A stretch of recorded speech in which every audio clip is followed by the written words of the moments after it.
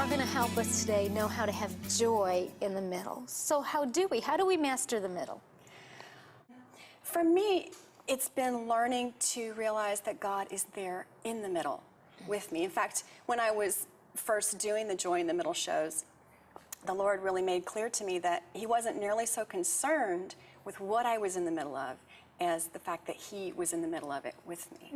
And that has made a big difference for me to really get that into my DNA. Yeah, because I think that I feel like somehow that God is so much more with me at the end of a thing. That's true. Like when I know how it's going to work out, like that's when I see the presence of God manifested. Right. But you're saying really that, because you do these shows all over the place, Joy in the Middle, and speaking and traveling and working as a comedian, but that God has really shown you He wants to be with you in the middle.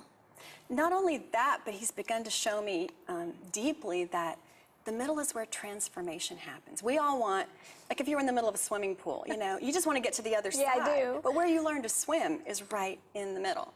And so that's been a great comfort to me, because I've been in the middle of a lot of stuff. Well, and most of us have, and we want to be at the other side. God is doing something, even though I'm in the middle, and I remind myself He's going to bring me through at some point. Yeah, He is. Well, think about David writing the Psalms. So many of the Psalms, he starts out, woe is me, I'm in the middle of something, not too happy about it. And then he rehearses, just like you said, he rehearses all the things God has done for him. You've got to look at God's history, His faithfulness in your life, and to also embrace that it's okay to be in the middle. I think we're so results-oriented, we just don't want to be in the middle of a job hunt, in the middle of a house hunt. As Christians, I think we feel guilty if we're in the middle of anything. Yeah. Well, I'm not an overcomer because I'm in the middle of something, you know.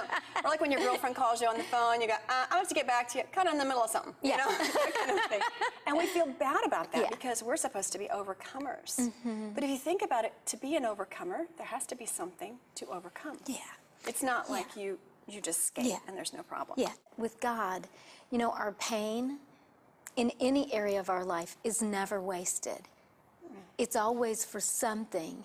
If we'll trust Him, He always brings some good out of it, even if it's just inside of the middle of me, making me more patient, kind, loving, compassionate. That's where I've learned many of those lessons, is by being in the middle of something.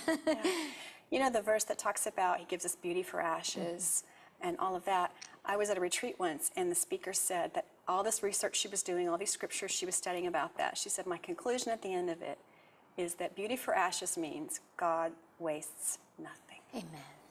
And that's really what I've learned. And I want to thank you so much for coming today, for sharing. It's been good to have you.